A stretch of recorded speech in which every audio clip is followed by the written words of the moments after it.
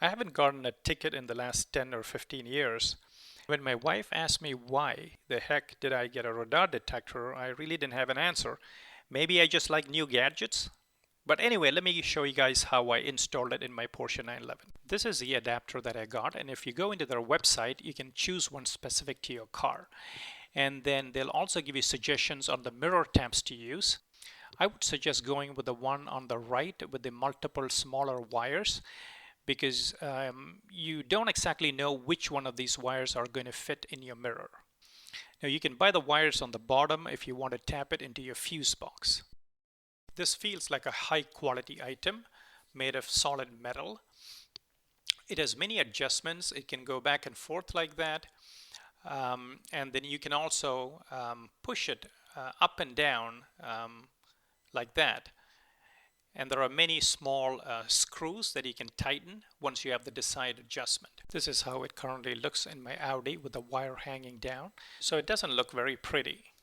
So before I mount it on my mirror, let me see how I can fit it onto my Uniden R7 one-handed. You press in on the lever, it opens up the metal plate and you can slide it into the radar detector.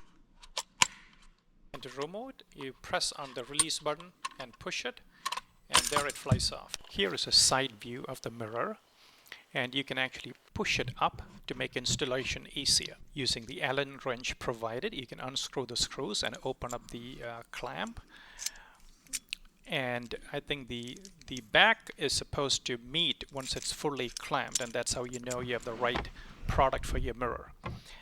Now you have to install it from the passenger side, and I'm doing it the wrong way. You know, it's supposed to face backwards, and I learned that after a few tries. So here's me installing it the right way, and it really helps to have two hands and not have one hand hold the camera. Obviously this is the wrong way. So there you go, you have to put it the other way, and once the clamp goes over the mirror stem, you can just tighten the Allen keys, which can be a little tough because there's not a whole lot of room there. Time to remove the plastic housing for the lights. You can use a credit card to slide in, and there's actually a clamp there that you have to push really hard. So I didn't get on this side, so let me try the other one. And you just have to slide it in, and you have to use a little bit of force to push in, and you should be able to hear it unsnap. Let me try the other side again. There you go, pushing in real hard. I think I heard the sound, and if I push in and then pull down a little bit, I think I can get it to unclamp. Let's see. There you go. Okay, that side is loose. Now to try the other side. There you go. So the whole thing falls down. This is what the inside looks like.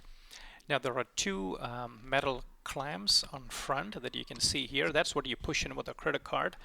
And then on the other side, there are two metal clips on the other side as well that holds it in place. And you can see one there, and there's one on the other side as well.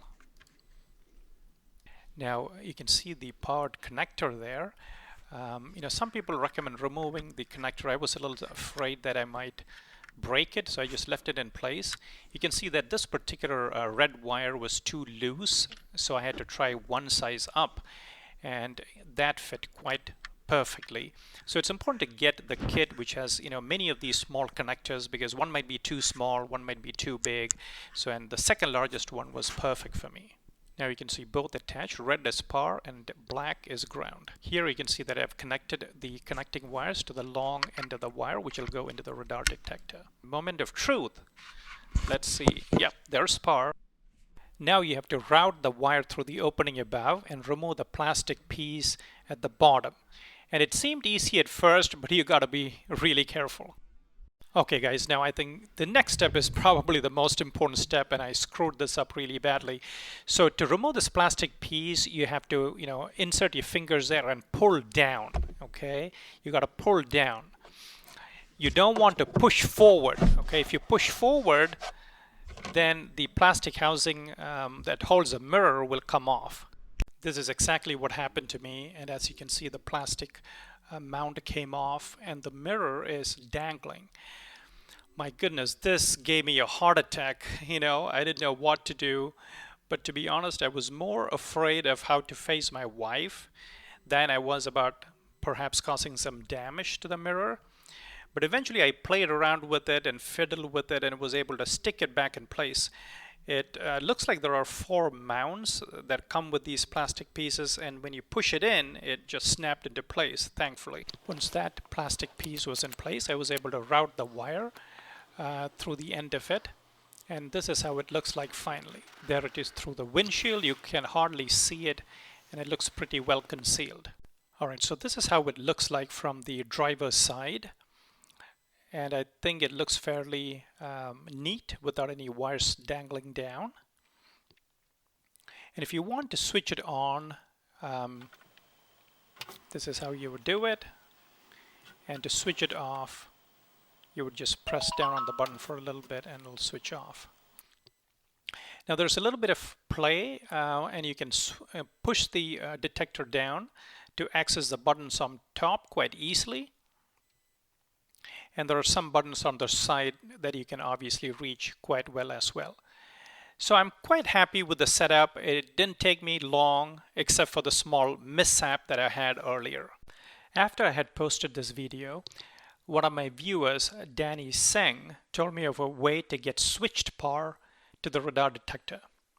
So if you look up here, you can see a different Molex connector, and this one has 3 wires. A blue, brown, and a pinkish purple wire. So what you do is you take the red and the black connector from here and install it and tap it into the wires on this Molex. So the red wire goes into the blue one and the black one goes into the brown one. This blue Molex is fitted onto a black adapter on the roof, so you have to get it off of that so you have more room to work with. So be careful not to break anything. And once you're done tapping the wires, you can just push it back and it'll snap back into the bracket. So now when I switch the car on, as you can see here, the radar detector switches on, which is great. And then when I switch it off, it turns off. So I never have to worry about it again, because intermittently I would forget to switch on and switch off the detector. So this has worked out great, and I'm so happy. So my radar detector is the Uniden R7. I think it's a fantastic detector. In fact, just yesterday it saved me from a ticket from a cop who was well hidden. I was going about 45 miles per hour in a 30 mile per hour zone, and I'm sure I would have been pulled over if it were not for this radar detector. So I'm quite happy with this. I hope you guys enjoyed watching it, and please let me know if you have any questions down in the comment section. Thank you very much.